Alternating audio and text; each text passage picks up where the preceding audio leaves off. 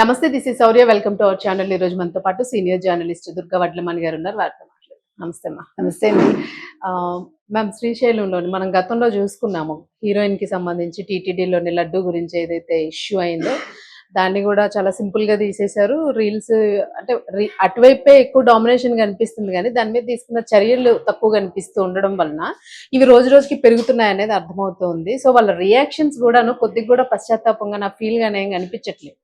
చేయడం తప్పు అన్నది వాళ్ళు అసలు దాన్ని యాక్సెప్టెన్సీ ఎక్కడ కనిపించట్లేదు. చేయడం కరెక్ట్ గానే మేము ఉన్నాం, మీరే కరెక్ట్ గా లేరు అన్నట్టు.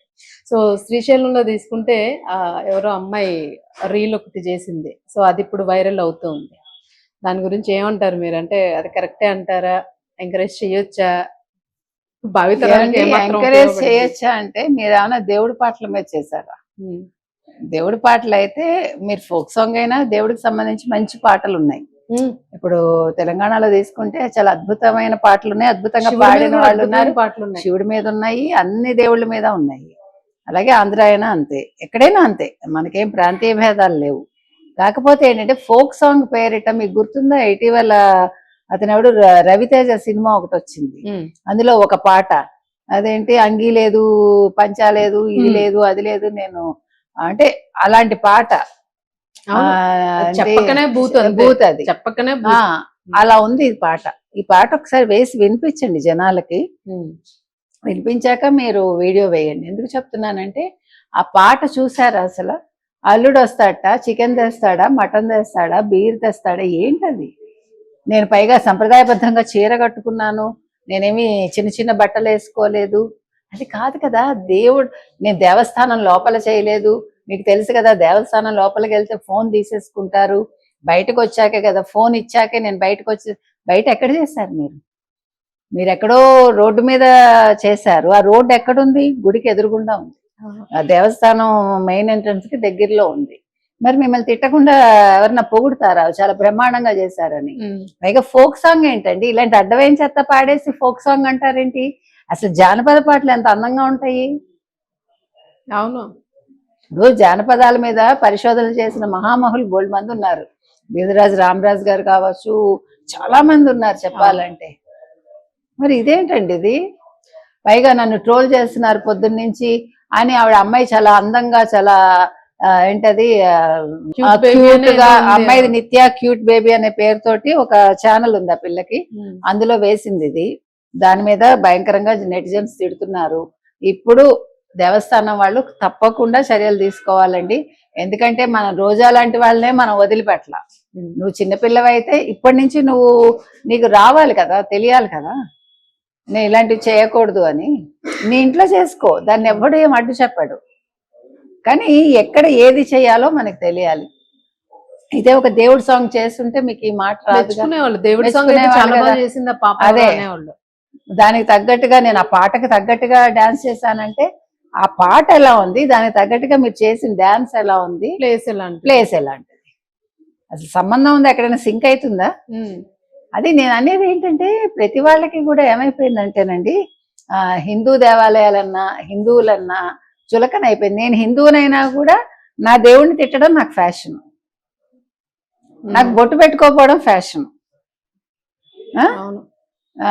తాళి వేసుకోకపోవడం ఫ్యాషన్, మెట్టెలు పెట్టుకోకపోవడం ఫ్యాషన్. ఓకే, మీ ఫ్యాషన్ మీ ఇష్టం. అసలు ఎందుకు సంప్రదాయబద్ధంగా పెళ్లిళ్ళు చేసుకోవటం అంటాను. నీకు తాళి అక్కర్లేదు, గుడ్, సంప్రదాయబద్ధంగా చేసుకోకు కదా. నువ్వు హ్యాపీగా రిజిస్టర్ పెళ్లి చేసుకో. హిందూ సంప్రదాయాలు అస్సలు పాటించకండి, ఎవ్వడు అడగడు మిమ్మల్ని. చేసుకోవటం ఎందుకు, హేళన చేయటం ఎందుకు, ఎవడడిగాడు? గుళ్ళకి వెళ్ళకండి మీకు నమ్మకం లేకపోతే. దేవుడిని తిట్టకండి, లేదు దేవుడు ఎదురుగుండా పనికిమాలిన పనులు చేయకండి. మీకు రోజా లాంటి వాళ్ళు కొండెక్కి రాజకీయాలు మాట్లాడుతుంటేనే మాట్లాడకూడదని చెప్పారు. నేను అంటున్నది ఏంటంటే శాంక్టమ్ శాంక్టిటీ అనేది ఎక్కడుంది? ఎందుకు అసలు మీరందరూ పవిత్రతను నాశనం చేస్తారు? మీరు హిందువులని చెప్పుకోకండి, ఎవ్వడు ఎడవడు. మీకు హిందుత్వం మీద నమ్మకం లేకపోతే, నేను హిందువునని చెప్పుకోవటం ఇష్టం లేకపోతే చెయ్యొద్దు. మీరు మీ పద్ధతి ఏంటి తెలుసుకోండి. నిన్న చూసారా మీరు? నేను ఎక్కడో మర్చిపోయాను, అమ్మాయి దెబ్బలాడి బురకా వేసుకోకుండా వెళ్ళిపోయిందని. నేను అది మీతో డిస్కస్ చేద్దాం. బురకా వేసుకోకుండా వెళ్ళిపోయిందని మాట్లాడదాం అని పిలిచి చంపేసి, ఎంత అన్యాయం అది. దీని మీద మాట్లాడరే? అదే కదా. దీని మీద ఎవడు సోషల్ పోస్ట్ పెట్టేందుకు, అది తప్పు అని ఎందుకు చెప్పాడు? హిజాబ్ వేసుకోకపోతే ఏమైతుంది అని అడగడే. అవును.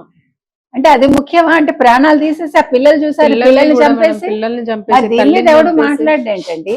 3 సార్లు తలాక్ చెప్పేసి భార్యను వదిలేస్తే తప్పు కాదు? మరి వాటి మీద ఎందుకు మాట్లాడరు మీరందరూను? లెఫ్టిస్టులు కావచ్చు, లేకపోతే ఫెమినిస్టులు కావచ్చు, లేకపోతే ఆవిడెవరు మరి చిన్మయ్య లాంటి వాళ్ళు దీని మీద కూడా మాట్లాడాలి కదా. నేను అంటున్నది అది. పాపిట్లో బొట్టు పెట్టుకుంటున్నారు కొత్తగా, ఇప్పుడు నుదుటి మీద బొట్టు తీసేశారు. అవును. హిందూ ఇప్పుడు ముస్లిమ్స్ పెళ్లి చేసిన హీరోయిన్స్ ఉన్నారు, మీరు చూసుకోండి.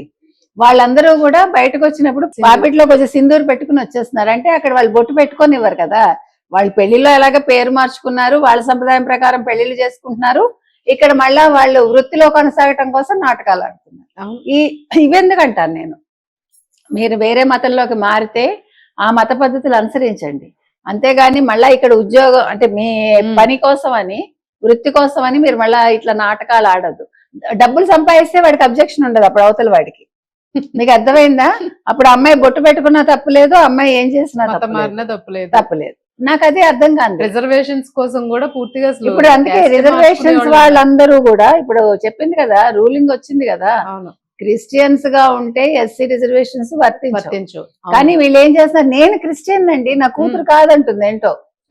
నేను విన్నాను అట్లా, నేను చాలా మందిని అడిగాను నేను, నాకు అది అర్థం కాలే. అంటే మీ అవసరాలకి మీకు మతం అడ్డు రాదు, అప్పుడు అబద్ధం చెప్పొచ్చు అని చెప్తుంది ఏ మతమైనా.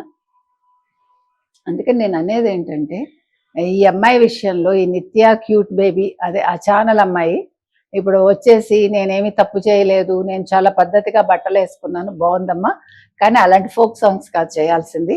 అసలు దేవాలయానికి వెళ్ళినప్పుడు వెళ్ళామా వచ్చామా అని ఉండండి.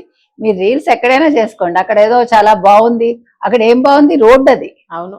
మీరు చూసారు రోడ్డు మీద వెనకాల కిందకి దిగేటప్పుడు కాదండి, వెనకాల ఆటోలు అవి వస్తున్నాయి అంటే వాళ్ళకి ఇబ్బంది పెట్టడమేగా, పబ్లిక్ ని ఇబ్బంది పెట్టడమే కదా. కాబట్టి లొకేషన్ బాగుందా, లొకేషన్ బాగోలేదా మిమ్మల్ని ఎవడు అడగలేదు. దేవాలయం ముందు కానీ దేవాలయానికి చుట్టుపక్కల కానీ ఇలాంటి పనులు ఎవ్వడు చెయ్యొద్దు.